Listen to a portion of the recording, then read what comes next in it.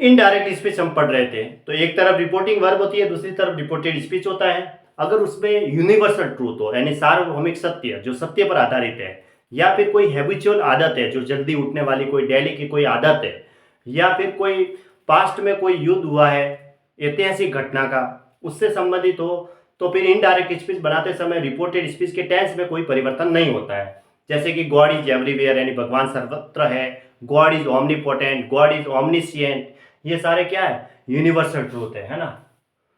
जैसे reported speech में universal truth हो, तो इनडायरेक्ट स्पीच बनाते समय रिपोर्टेड स्पीच के टेंस में कोई परिवर्तन नहीं होता है। हैबिचुअल फैक्ट होने पर भी रिपोर्टेड स्पीच के टेंस में कोई परिवर्तन नहीं होता है। जैसे he said God is everywhere, यानी कि भगवान सब जगह है, तो ही सेड का हम इनडायरेक्ट स्पीच बनाते समय पहले इसको तो ऐसे ही लिखेंगे, he said.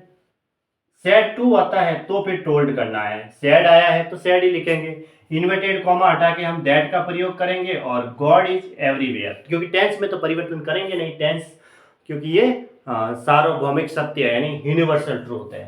God is everywhere, ऐसे, ठीक है, ये हो गया। My friend said I am N early riser, मेरे फ्रेंड ने कहा मैं सुबह जल्दी उठने वाला हूँ। तो सुबह जल्दी उठना क्या है, एक प्रकार की हैबिचुअल आदत है उसकी।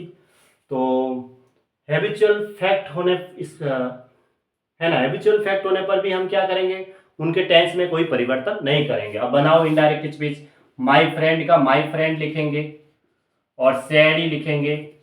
सैड टू आता है तो टोल्ड करना है, नहीं तो सैड ही रखेंगे, और इमिटेड कॉमा हटा के दैट लगाएंगे। अब आई है वो फर्स्ट पर्सन है, आई का मतलब मैं, फर्स्ट पर्सन सब्जेक्ट के अकॉर्डिंग होगा।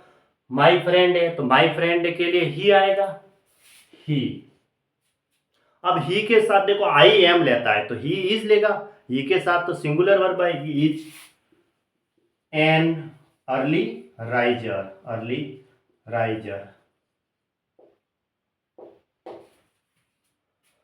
ही said birds of a feather flock together.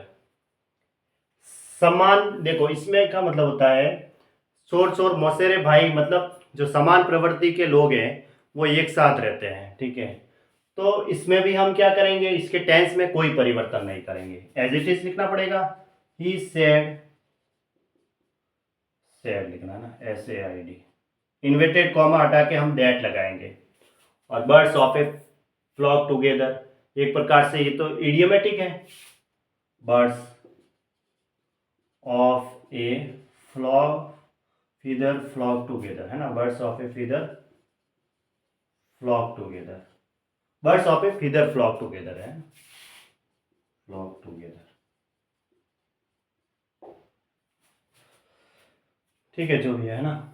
अब देखो मैंने पास्ट इवेंट की कोई बात बताई थी, जो भूतकाल, मतलब ऐसी घटना जो भूतकाल में ऐतिहासिक तौर पे हो चुकी है, तो फिर हम रिपोर्टेड स्पीच के टेंस में कोई परिवर्तन नहीं करेंगे। जैसे रिपोर्टेड स्पीच में पास्ट हिस्टोरिकल फैक्ट का वर्णन हो, जो इनडायरेक्ट, तो इनडायरेक्ट स्पीच बनाते समय टेंस में कोई परिवर्तन नहीं होता है। He said Ashok renounce the war after Kalinga वार।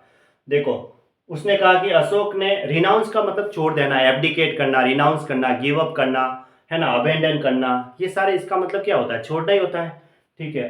तो अशोक ने रिनाउंस किया वार को, मतलब युद्ध को छोड़ दिया, कब, जब उसने कलिंग, आफ्टर कलिंग वार, कलिंग वार के बाद उसने युद्ध छोड़ दिया। तो ही सेड, ही सेड का हम ही सेड ही लिखेंगे, दैट, इन्वर्टेड कॉमा हटा के दैट लगाएंगे, अशोक का रिनाउंस्ड वार आफ्टर कलिंग वार, है ना।